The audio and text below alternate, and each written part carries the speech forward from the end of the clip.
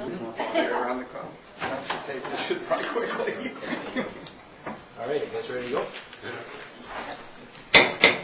All right, good evening. I'd like to call this meeting to order. Just before we get underway, I'd like to just have us bow our heads for a moment of silence for the victims in Boston from a couple days ago. So take a moment to think about that, please.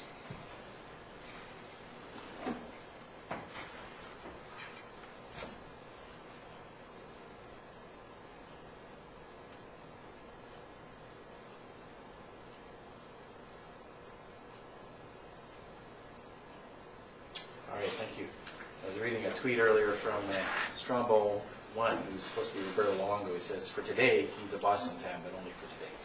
So, it's apropos. We have a number of delegations this evening. Actually, we have an extra one as well. We have, first of all, Jack Menard and Dave Stapley on the Conservation Strategy Report, Corey Vanderhorst on the audit, and then we have a gentleman named Brett Box who's here to talk about youth skateboard program. So, with his addition as the third delegation, the motion to adopt the agenda would be in order. Move. Second. Adoption, all those in favor? Motion's carried. And so we'll start with the delegations. First of all, Jack Menard and David Stapley, they've got theirs all queued up on the PowerPoint. So gentlemen, welcome. And I know council has seen a summary of your report already. I've got one. Do you have one? I think we all got them in there. You got one? Yes, we did. Nice color one though. The maps show up way better. All right, so we'll let you carry on. All right, well, thanks for the opportunity to make our presentation. The Comox Lake Watershed Sustainable Use Recreation Area is a proposal that we've been working on with a couple of the groups in the valley, the Courtenay District Fish and Game Club and the Friends of Strathcona Park, as well as our steering committee and the Comox Valley Conservation Strategy. You should probably be aware there's 21 member groups, including the Town of Comox Residents Association, who've written a letter of support, one of the 14 letters of support we've received so far for this proposal. The proposal, I know you've had a chance to look at it, so I'll just try to be really quick. We only have 10 minutes. It's really what it's about is trying to strike a balance between economic and recreational use in the watershed with maintaining water quality and the biodiversity and sensitive ecological areas in the watershed. The proposal does this through focus on 5 goals. The first 2 goals are what we call watershed health goals. That includes maintaining water quality and protecting the ecosystems and biodiversity of the watershed. So when we look at watershed health, it's not just about the water quality, but it's about the whole health of the watershed. The other 3 goals that we also support are public access, recreational use, and sustainable economic activities. So let's have a quick look at the land ownership of the watershed. You'll see that, this works great, 1/3 of the watershed and all the upper areas of the watershed are in Strathcona Park, which is great. Pristine wilderness area. All the rest of the watershed, for about 1% of the land, is held in private managed forest lands. And most of that land is owned by Timber West. In fact, they own 60% of the watershed, and that's all this tan color here. And I believe that's Hancock on the area around Cumberland. And the Comox First Nation, as you're aware, has the Aboriginal right to title and a claim and are finishing their treaty negotiations and includes the Comox Lake watershed. One of the challenges of managing the watershed currently is that there are a number of stakeholders. There's some of the stakeholder groups have legal authority and a particular role to play in terms of managing the watershed. But if you look at that list, there's nobody in charge of looking at the overall health of the watershed.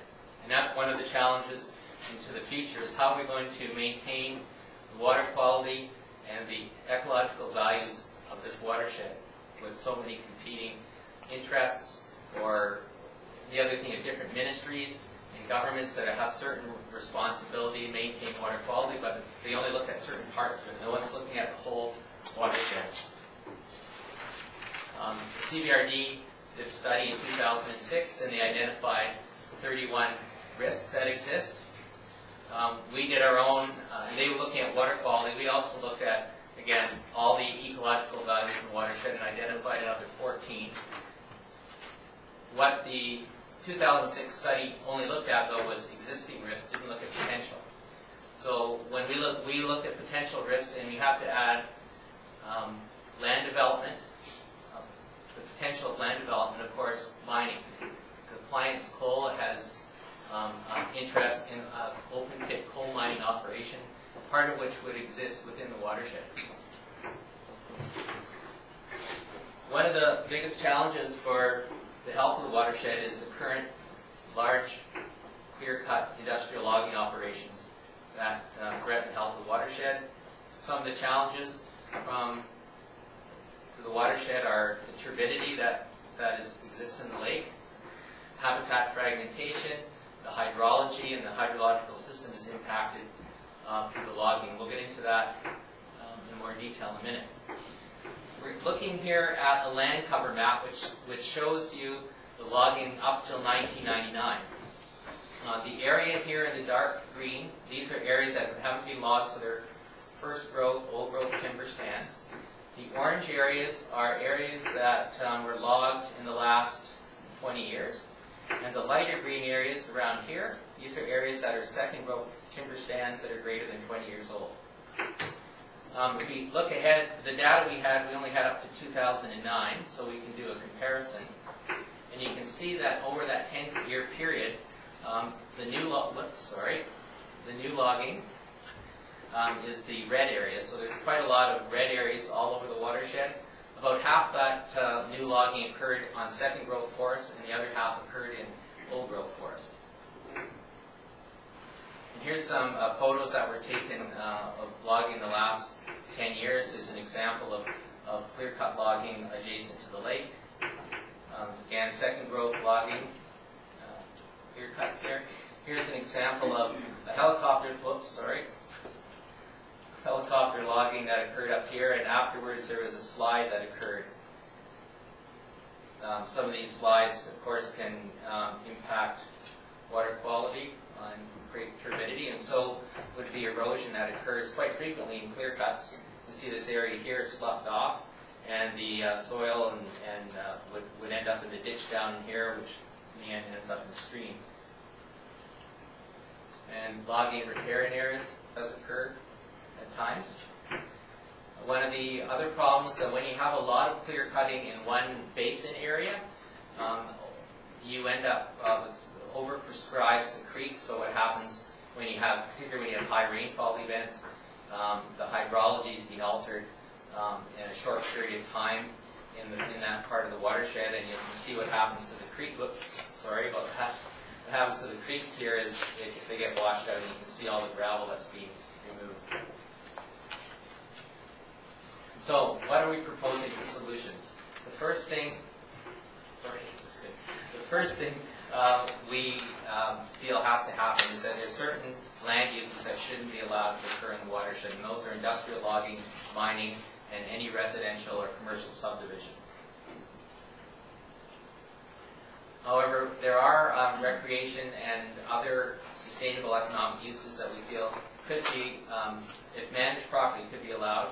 This is a recreational map that we created when we did research in our proposal. We contacted 11 different recreational groups, and what we found is that most of the groups tend to focus their activities in particular areas. So you've got ski touring up here, you've got mountain biking here and over here. You've got dirt biking over here, some rock climbing. A lot of the mountaineering and hiking happens over here. And of course the lakes, there's Comox Lake has motorized boats and canoes and kayaks. You'll have kayaking and canoeing down here as well, and fishing in those areas.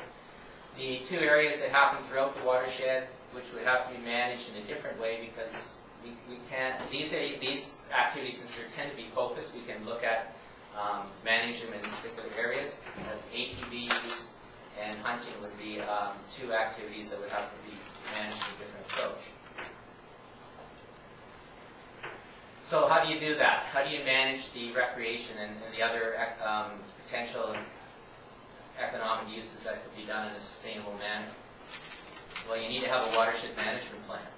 And the first step in creating your watershed management plan is you have to have a complete ecological inventory so you know where all the sensitive areas are.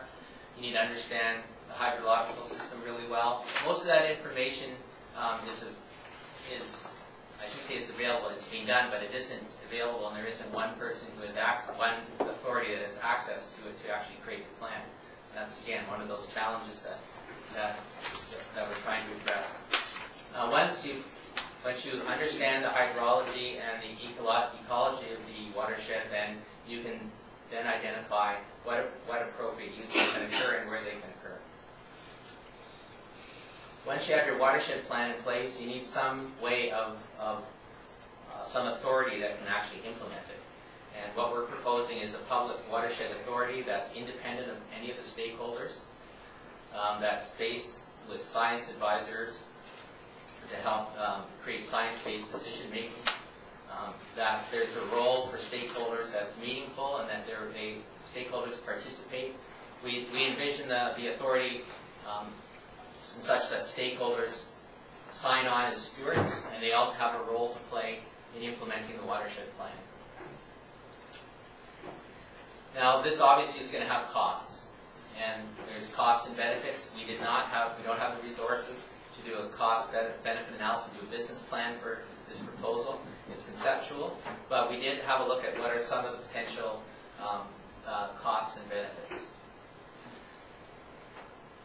Cost from purchasing Timber West land is unknown, but we also looked at there may be other ways of having control of the watershed without actually purchasing their land completely. There may be ways of purchasing, sort of trading cash, allowing them to have access to a smaller logging operations. It's more ecologically based, maybe not clear cutting, as well as they have a carbon sequestration project that they've been running for 2 years now that have protected 90% of the old growth in the watershed, and they do receive revenues from that. And in fact, on Vancouver Island, they received $5.6 million in 2010 and 2011. So the benefits, though, to the potential benefits are, because of the turbidity in the water, there may be a need for water filtration to deal with the turbidity, which is separate from dealing with the other pathogens in the water. And that could cost up to $32 million. Possible revenues also from carbon sequestration and forestry and other economic activities as well. Could help offset some of the costs of owning the watershed. David, are you almost finished? Yep, it's the last slide. Thank you. Long-term benefits, other than financial, of course, is that the Comox Valley would have a secure, protected supply of clean drinking water. The sensitive ecological areas could be protected. Public access could be, for recreation, could still be allowed and managed properly. And one of the challenges for the water supply is the impacts of climate change. We know that the glaciers on the island are predicted to be gone in 20 to 30 years. And so that's obviously, if we can manage the watershed to improve the hydrology so that there's more infiltration and slower release of water in the summer months when you need the water for drinking, that would be of benefit. We have, to move this forward, we have two sets of recommendations. One are for the provincial government. They're in your package, so I'm not going to go over them now. And of course, some requests of the local government. Just quickly go over these. The regional districts watershed protection plan, which they have, we'd like to see that aligned with the 5 goals in our proposal. Also, direct local government to work with the province and all the different stakeholders.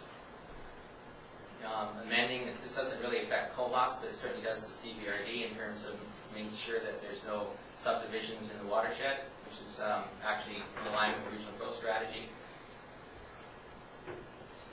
Make a request for financial resource from the province to achieve local control.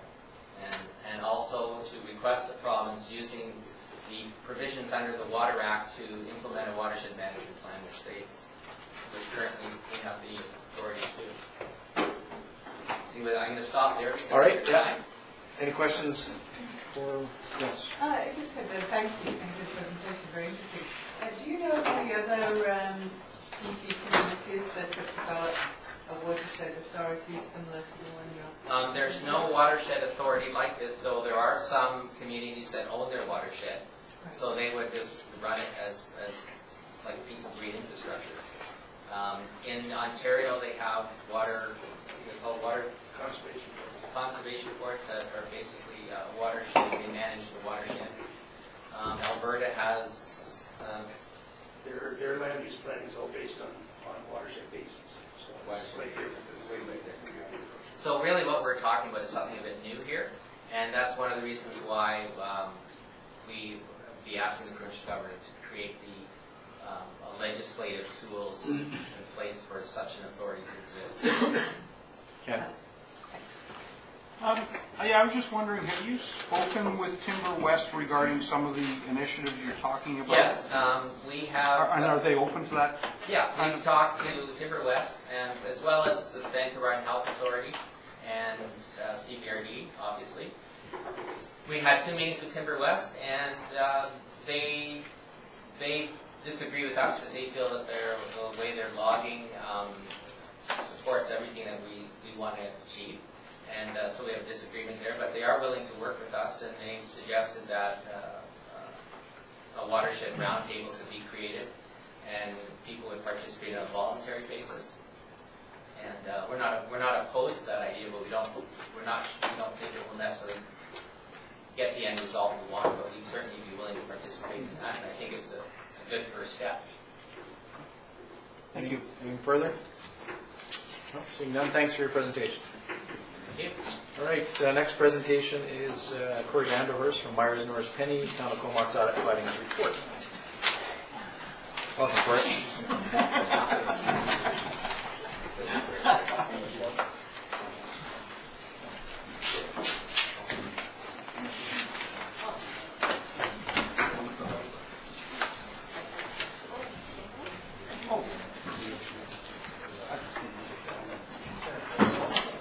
All right, Corey, whenever you're ready, you have the floor. John, do you have the PowerPoint or just the financial report? I just have the PDF. Okay, that's fine. We'll do that. The PowerPoint is at the end of this. If you want, I can jump forward to it. Yeah, could we skip to that? That would be great. Thank you. Okay.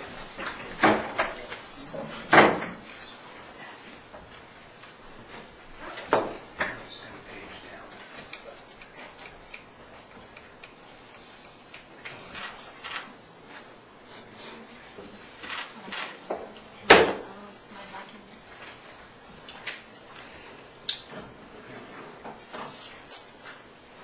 Okay, there we go. Perfect. So I'm not going to be able to flip forward. I'll ask you if you Josh that page down. Should work. Should it work? Okay, perfect. Okay, got it on. Thank you for having me here today. Go through the audited financial statements. We'll talk about our audit finding report, which you have in your package. Confirm our independence from the town, and then we'll look at a little bit of ratio analysis of how the town's been doing over the last few years. So starting with the financial statements and some highlights of the information you have in your package. At December 31st, 2012, the town had cash and investments of over $20 million. Total assets, $99.3 million. So that's tangible capital assets and cash and AR, accounts receivable. Long-term debt at the year end was just over $3 million. Total liabilities were $15.5 million. The net financial asset figure, so the liquid assets minus those liabilities, is $6.2 million, a positive number. So it's not in a debt position, which is a good thing to have. And the total tangible capital assets, so buildings, water, sewer, roads, various other pieces of equipment, $77 million. Looking at how the town did for the year and its operations, total revenues were $18 million, which is down from the prior year and below budget. Total expenses, $16.2 million, again down from the prior year and but in slight increase from budget. The annual surplus at the end of the year was $1.7 million. This slide looks at where the revenues are coming from for the town. Comparing 2012 to 2011, you see the primary source of revenues is taxes, and second largest being sale of services. Then we look at where the expenses are being incurred. And you can see that in 2012, which is on the left there, sewer and water and recreation and culture were the two largest expenses for the year. You have a statement of changes in net debt, actually a statement of changes in net financial assets in your package. That shows that purchases of capital assets last year were $1.6 million, and the net change in your net financial asset position was a positive $2.6 million. So that's a positive in your liquid position.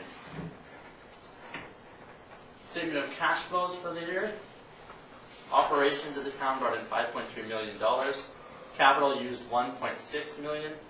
3.7 was put aside in investments in the year, and financing, so paying down debt, was $545,000.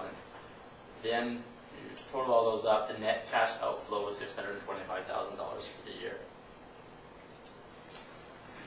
Accumulated surplus that was mentioned earlier sits in several different accounts. There's $74 million in the physical assets. There are $5 million set aside in reserves. There's $8,750 in the capital fund, which is the value of shares in the Comox Golf Club. And the operating fund has $4.5 million in it. So the total accumulated surplus, $83.7 million. We've completed our audit. We have our draft audit report ready to go. Another clean audit opinion for the town this year. We are waiting for some legal letters and other confirmations to come in, and council approval, and once those things are done, we will sign our audit report. So, as part of our audit, we looked at the controls at the town, making sure that transactions are being recorded appropriately. We sample transactions throughout the year to form our audit opinion. We don't look at every transaction. It's just not economically feasible for us to audit everything. Materiality used in the statements was $300,000. So that means we tested every transaction balance over that amount, and we sample tested items under that dollar level. There were no limitations placed on the performance of our audit. We had access to all information and staff. At this point, I'd like to thank Don and his team and the entire staff at the town for all their assistance. The audit went very smoothly this year. We didn't find any irregularities that would impact the financial statements. We didn't find any evidence of conflict of interest, unusual transactions, or any illegal or questionable payments. Again, we're not looking specifically for those, but nothing came up in the course of our audit. There's a number of the people that we talked to during the course of the audit. Don Quest, Deborah Andrews, and the rest of the team. We want to thank them for their time and effort this year. So what areas that we spend additional time in every year? We look at the financial statement presentation and disclosure. We look at what are new items that are coming up that need to change in the presentation. We spend time looking at contingencies, lawsuits, and commitments, making sure that if there's liabilities out there, that they're being recorded. And again, we have discussions with staff and with the mayor around fraud and error and the possibilities of there being fraud.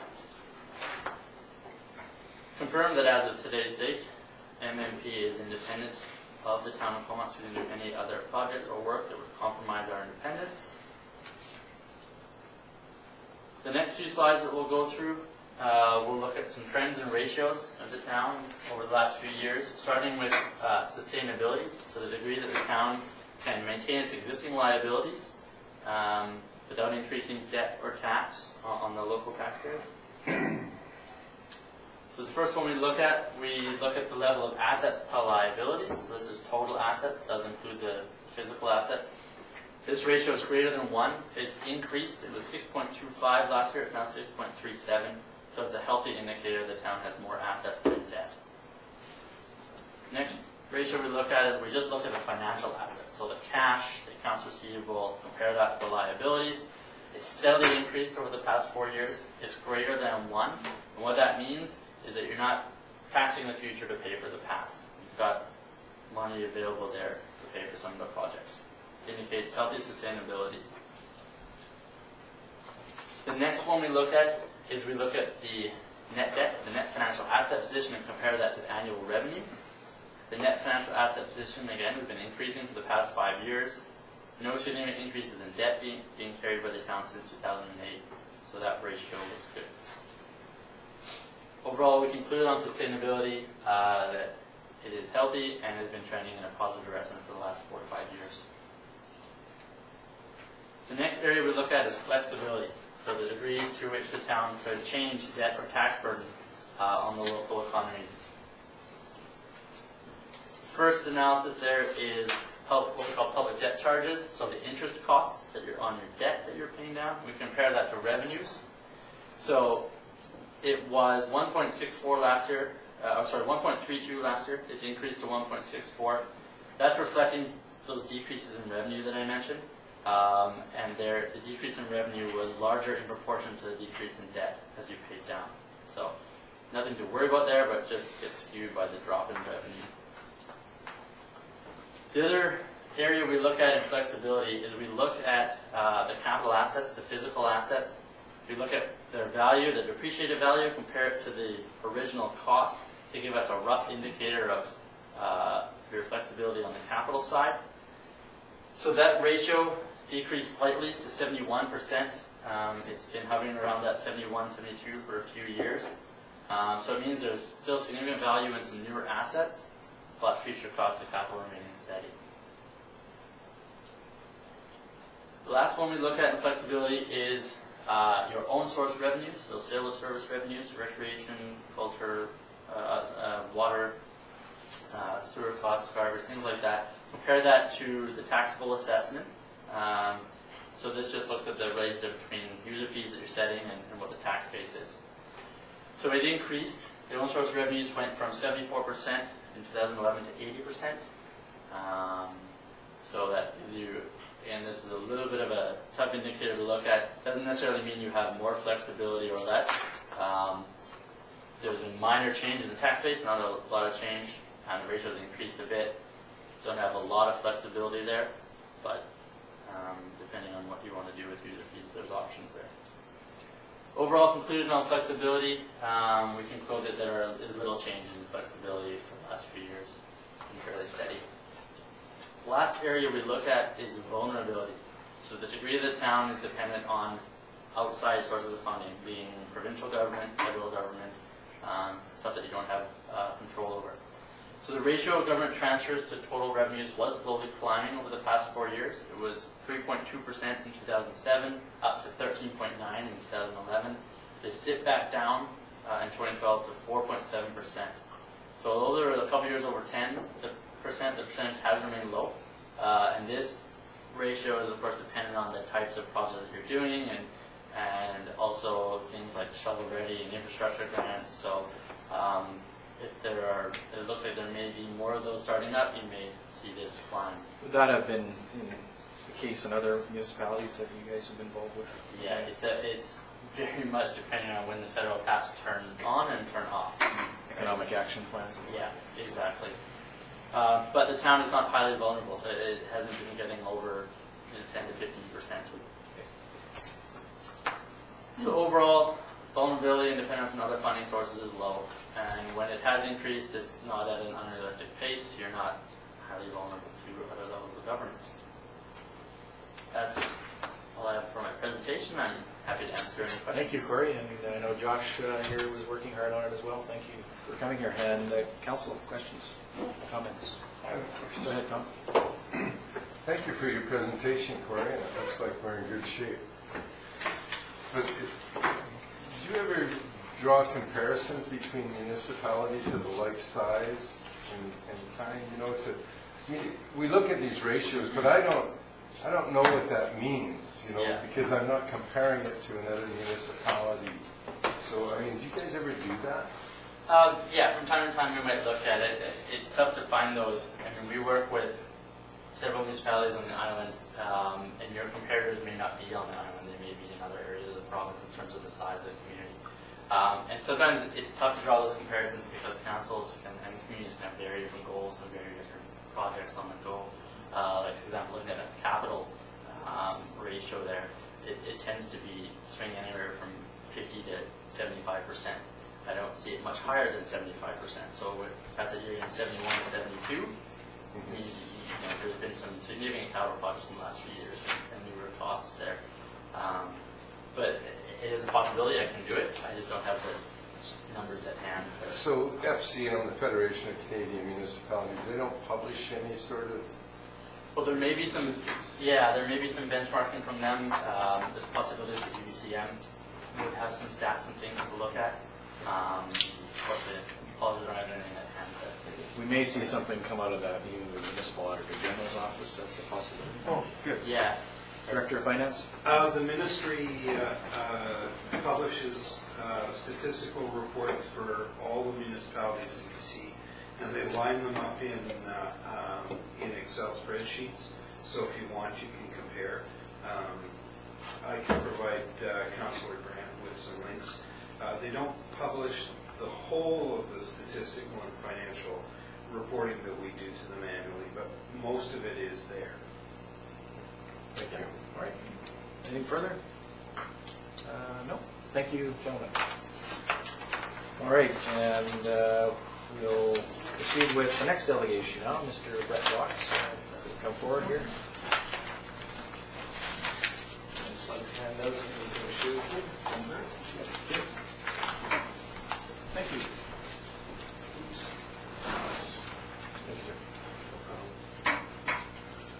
Hello again.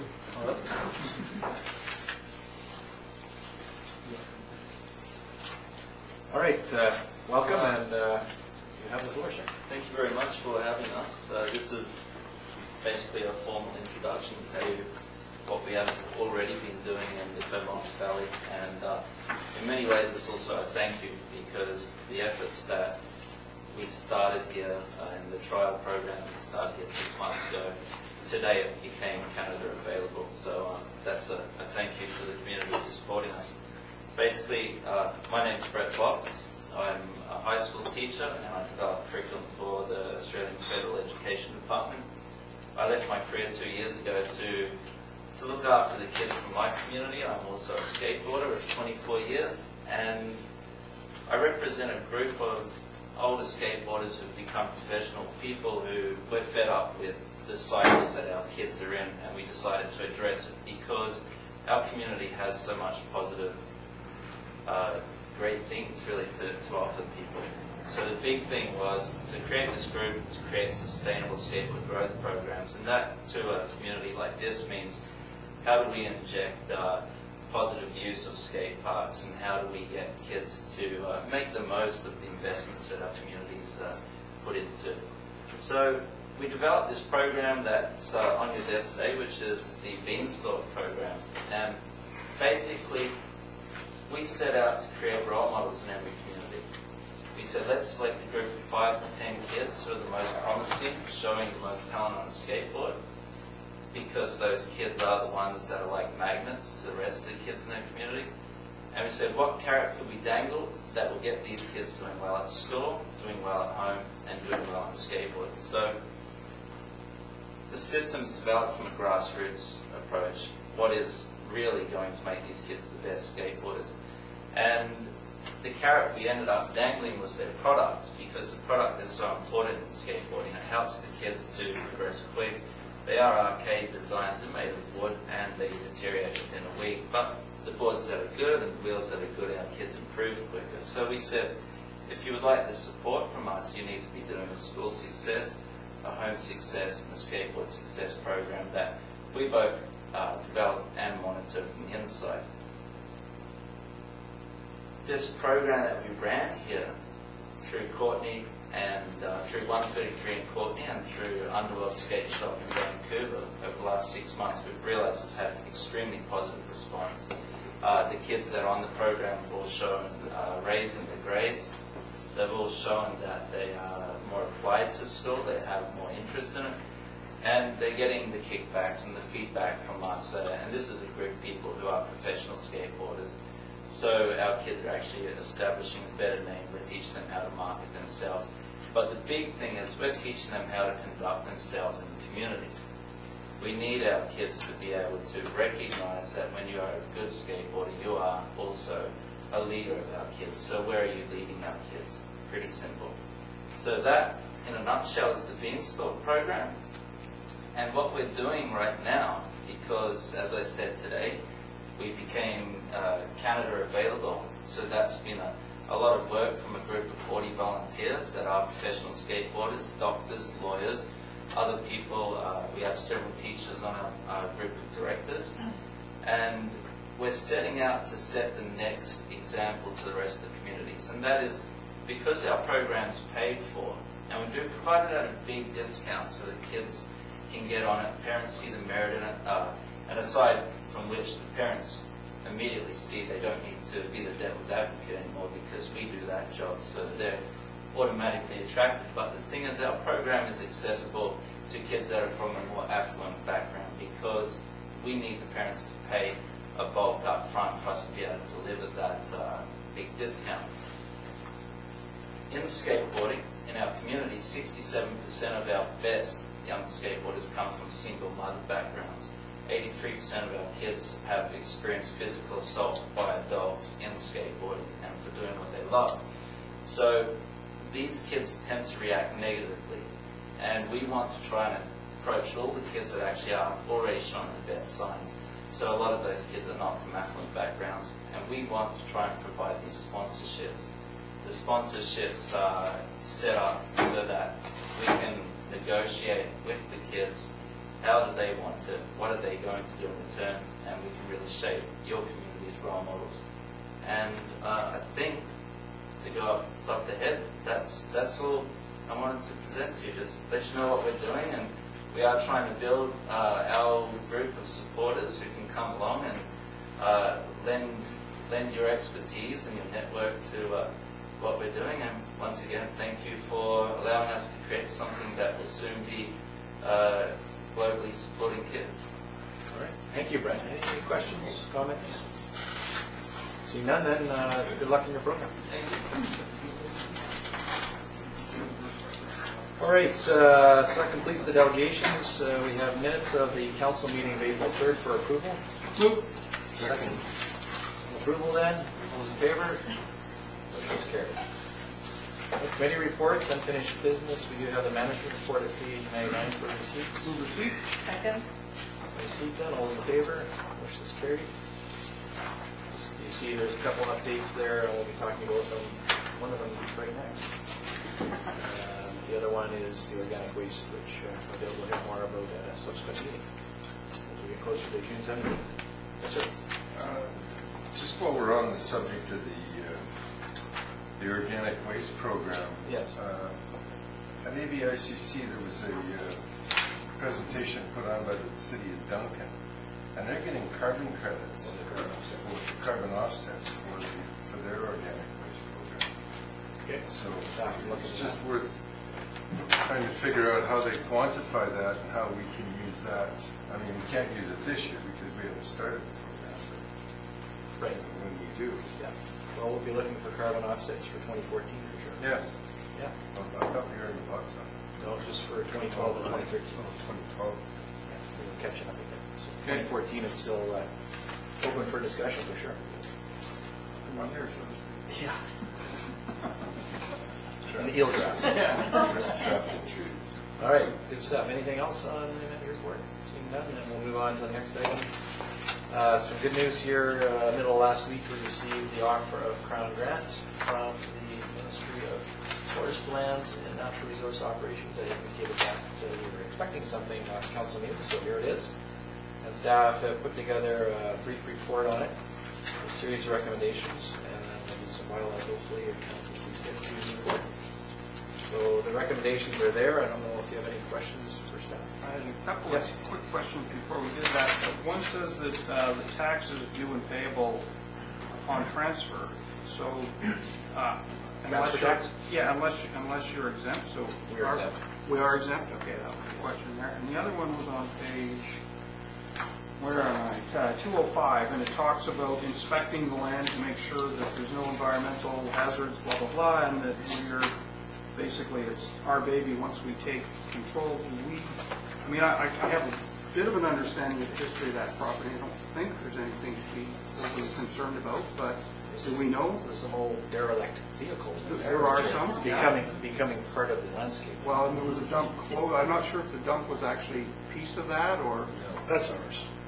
We already own that. Yeah. So that's already our property. Yeah. So as far as we know, on this piece of property though, there's, you know, I mean, it's been with the Crown for years, so nothing's gone on there that would make this...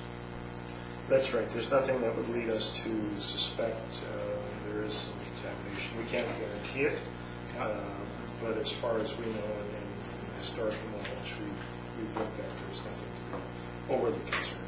Okay. Yes, Patty and then Bert. Just as, should we, when we go through these recommendations, obviously the community's had a great deal of interest in this, and I'm just wondering if staff have a plan for some major press release. Oh. Sorry, guys. Well, we have a few hoops to jump through here, but certainly once we jump through all those and get it, order in council is still required, just so you're aware. Cabinet approval hasn't been obtained, and it won't now be until after the election. So lots of time. And we have to fulfill some obligations here around survey and rezoning. And of course, once that's all done, then we're going to be waiting for order in council. So there's going to be a whole point in doing a big splash on it, and we'll probably do a bit of a signing ceremony as well with KFN, I would imagine, at that time. Because part of our MOU is that we will lease it back, or sorry, we will transfer the lease back to us. So there's still, we're going to take a few more steps. But order in council, cabinet approval is still required. Bart? Yes, so that leasing side I was unclear about. What I wanted to clarify, is it that we're getting clear title of the wooded part and that First Nations getting clear title of what was the gravel pit and because the map only includes the... The gravel pit's not wooded part of part. this. That's going to be a separate application. This application at this point in time is just for those areas shown, Right. which is all green space. That will be transferred, assuming everything goes through, to the town. The town will then transfer it to KFN with a lease back for 99 years with a renewal. There's been no formal application made yet for the gravel pit or what they call the north side of the road. Those we agreed several months ago to pursue these sort of one chunk at a time. The first one we thought, and everyone thought at the time, was too easy really to do, was to get the green space secured. The others require a bit more work around valuation. If they're going to be developed, for example, there has to be appraisals of those lands for development purposes, and they have to be factored into the treaty negotiation with Comox First Nation. There was a valuation done for this, but it's not, we're not paying for it, and because it's going to be green space. So the other chunks will happen in due course, but this is the first step.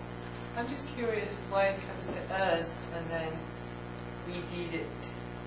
I think that's the way it has to happen. KFN can't take it correct. Yes, KFN isn't eligible For a sponsor. for a sponsored grant. Municipalities will be buying. KFN can get Crown lands as part of treaty settlement lands or lands in anticipation of treaty settlement. You may have heard some talk about that from Ms. Riley Chong of the LCC, and those discussions are still ongoing for those other pieces. Like for a sponsored Crown grant, which is basically getting at for $1, the allocation within the Ministry of Environment's budget was based on the appraised value. They had to still show it as a line item in the province's budget, but for us it's in the cost. And that we pay the surveying costs. Yeah, of course, surveying and transfer of title costs. Okay, great, thank you. Further? That's clear. Okay. So those three recommendations are firstly to accept the offer and abide by the conditions and direct staff to bring forward a zoning amendment bylaw to rezone to park use from residential, and then referral to ABC be waived as well as public hearing be waived. All three of those. Okay. Moved and seconded. Any further discussion on those recommendations? Yes. I just, it's great. And what can I say? Fabulous. No, even though the public hearing would be waived, we would still post signage. There is the requirement for notification in the paper. I don't, Martin, do we need to post the property for this waiver, for public hearing? But we do have to advertise the fact that we will be waiving the public hearing. So hopefully we'll get a really good write-up in the newspaper, so that we don't get a whole bunch of questions as to why signs and things went up in newspaper. I'm sure the radio got it. Just throwing that out there. Yes, Bart. And just one incentive for a faster process, we are working on a loop route which goes into these lands, and we're hoping to have it signed this summer and a map showing it, so Great. it'd be really nice to actually get this sorted out, and we can do it. Well, yeah, I'm assured by everyone who I've talked to at a provincial level that as soon as possible after the election, there may be a cabinet meeting of the existing cabinet to do a transition. It's on the list to do. So we'll get our survey done, hopefully rezoning, and then we'll get it done. And it'll be nice to have it all put to bed by the summer. So great news, but keep our enthusiasm in check. Yes. Absolutely. All right, all those in favor then? Motion's carried. Thank you. All right, so for the special reports, then we have regional district meeting minutes of March 26th and 28th. Move receipt. Thank you. Second. Those are page 109 and following. Any discussion? Patty, go ahead. Just a comment in case members of council have noticed, this was the meeting where we arrived and we reported on Stoughton Falls, development issue, which you may see is causing some community interest. So, unless you have questions directly for Director Grant or myself, the regional district website has a Stoughton Falls FAQ, which is excellent. So if you have any questions about this whole process and how it went down, it's really informative. So, Okay. just for your information. Like, there's a rally there this weekend. So. All right. Anything further on the minutes? Seeing none, all those in favor? Motion's carried. Bylaws, page 119, they start. The first one is from our Director of Finance, the 2013 tax rates bylaw. Recommendation is that council give first, second, and third readings to that bylaw. I'll move that. Second. Discussion? Seeing none, all those in favor? Motion's carried. Thank you, Director of Finance. And then from the planning departments, we have the recommendation regarding Northeast Woods application for the condition of the sponsored crime grant that bylaw 1748 be given first and second reading as the zoning bylaw. Move. Second? Discussion? Yes? I just had a question, page 128, where it talks about existing zoning and proposed zoning. Permitted uses, it first makes sense, proposed parks and I guess accessory structures and uses. But the public and private utilities, I'm just wondering why we want those in the forest.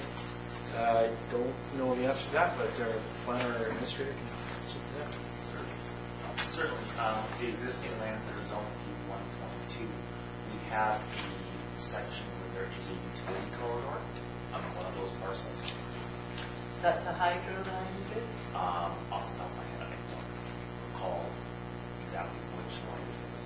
Because I know there was talk way back in the past of a design for the sewer line through, and I guess through the wildlife management area at one point. So I'd just like to make sure that we could get by without using the forest for that purpose. If it's for an existing hydro line, I can understand that. But I'd be curious. That's why it's in the zone. So it's for a parcel, it's not this parcel, for an existing parcel zone 1.2 that has that as an existing use on it. With our, we would retain ownership of the property. There would be no allowance for a utility corridor unless granted by the town of Comox. It would have to be a right of way of some kind that would have to be granted and dealt with at that time. So that's right, existing. Thank you. Any further? Seeing none, all those in favor? Motion's carried. So at this point, they advertise the waiver of the public hearing, and then does this come back for third reading and adoption? It'll probably be the second meeting in May. Okay.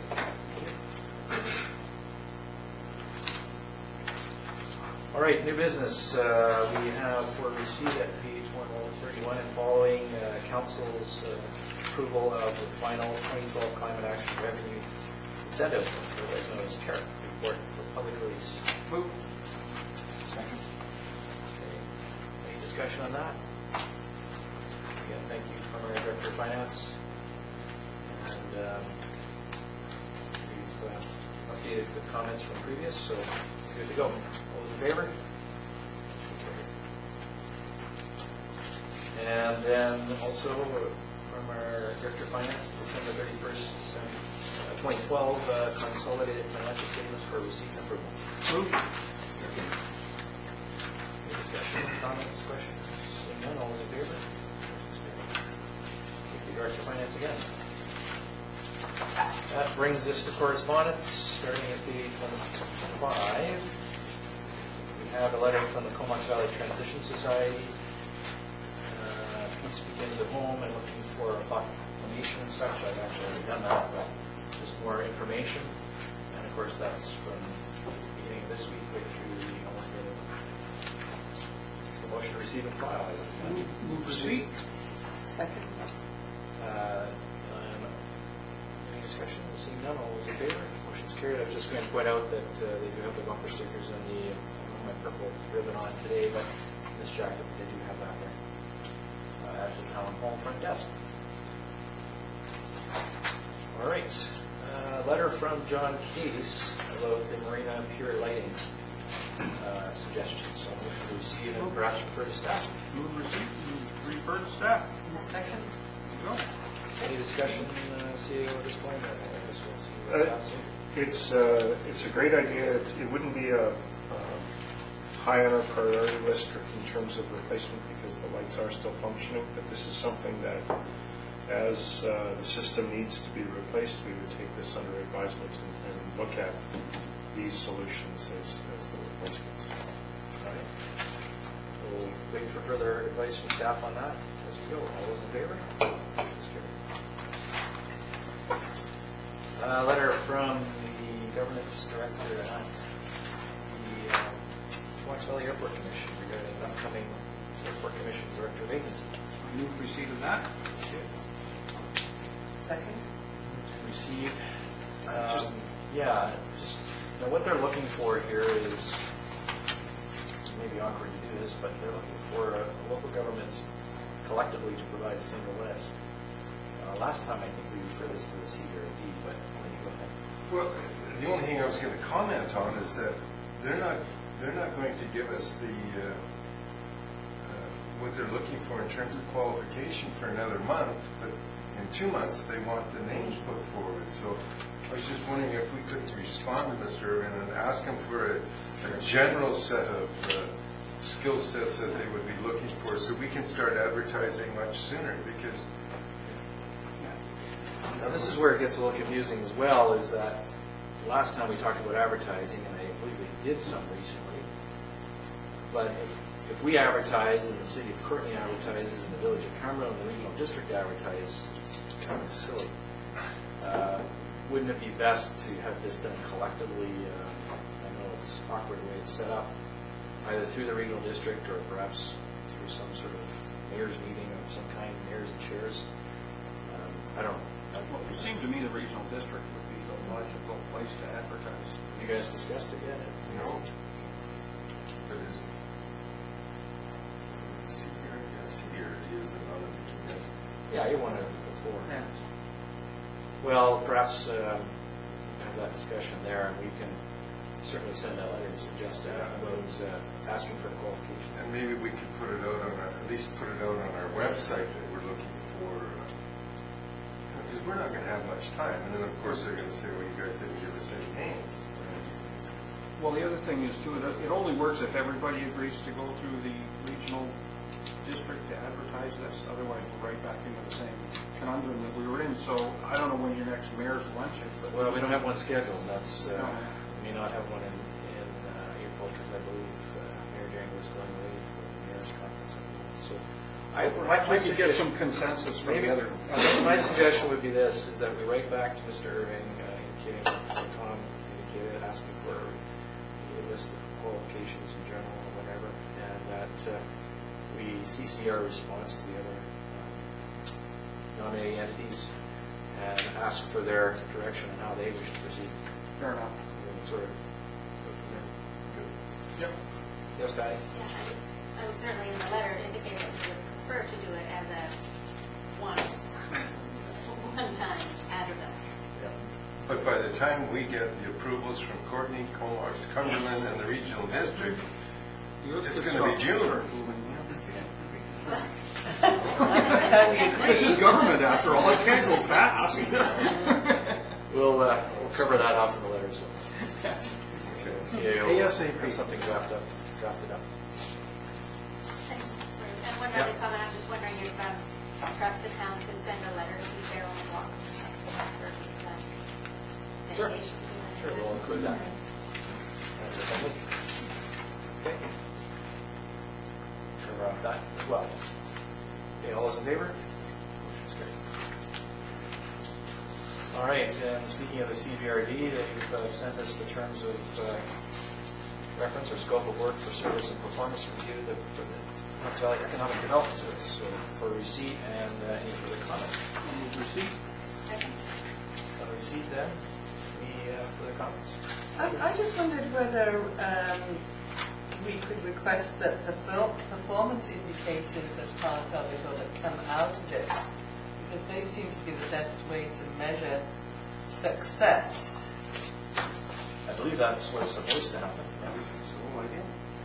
The performance measurement you're talking about.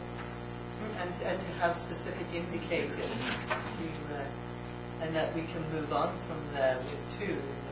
So you'd like to see included within that review a set of performance. Or that a set of performance indicators come out of it. Okay. I believe that's what they would be doing, but we can add reference to that.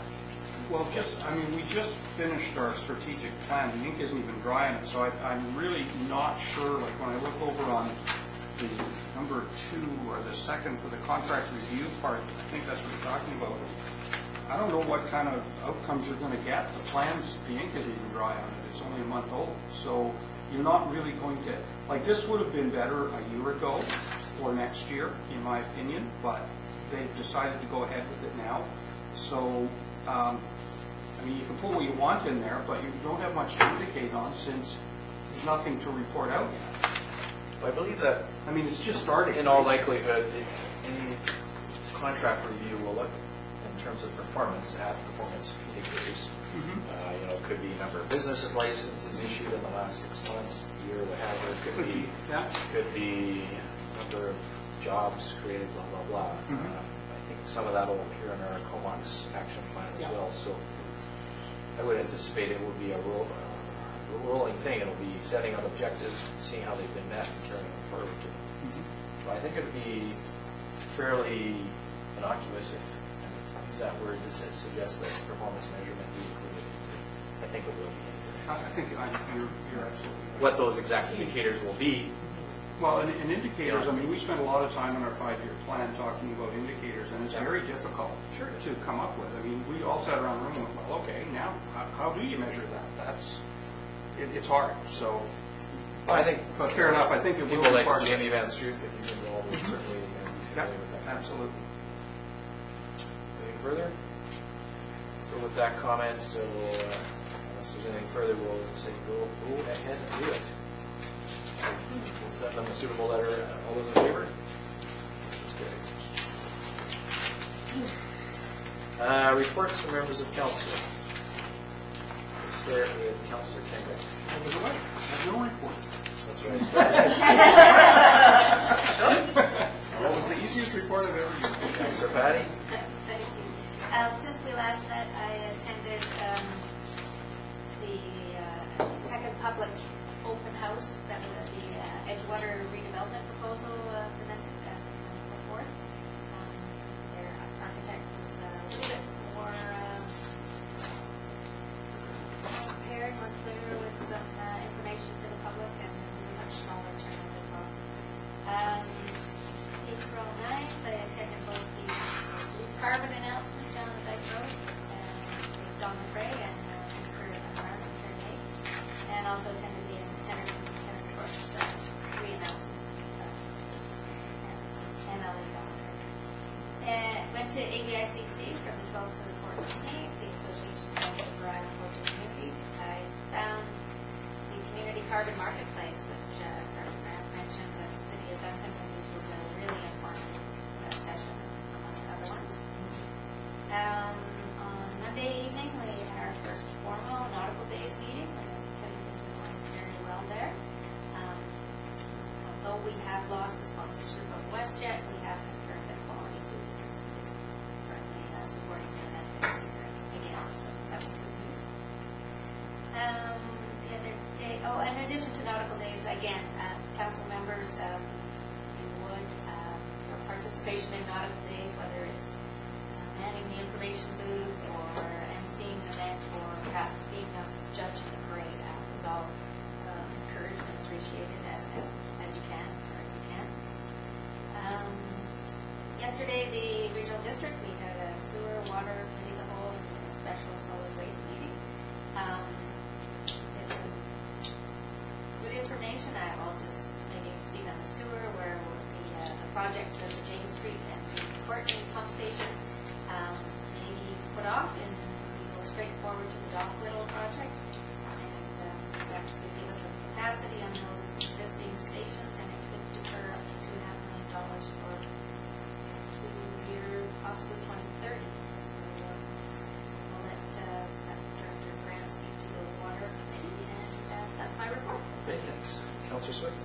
Okay, well, my report goes back to the middle of March, because I was away at the economic development workshop in Victoria for our last regular council meeting. So since that time, I've attended the Philbird board meeting, the regional economic development presentation that was held at the Old House.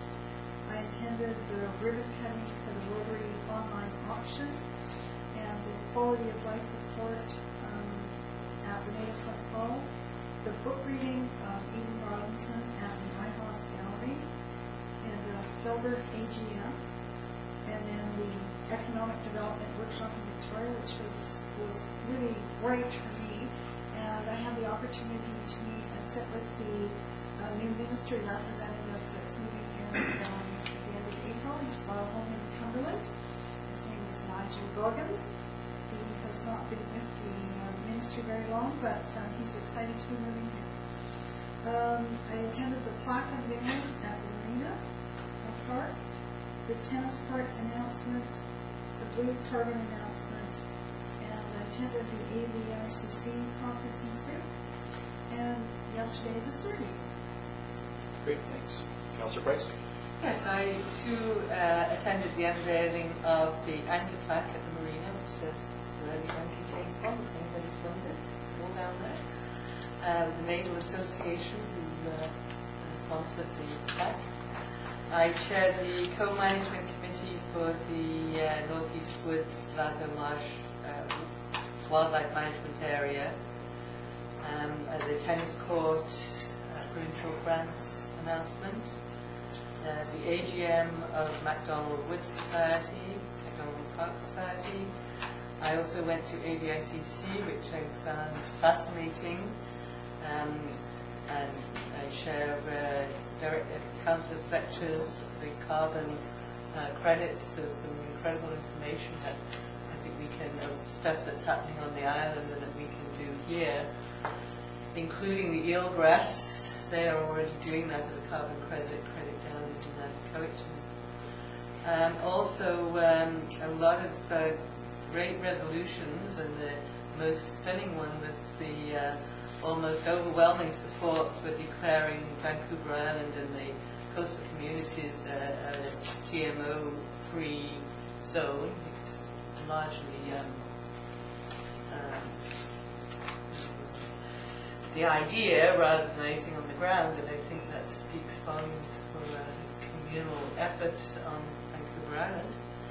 And a lot of good stuff, protection of shorelines, which we'll be dealing with at Point Homes. There's some good information. And that is my report. Great, thanks. Councillor McKinney.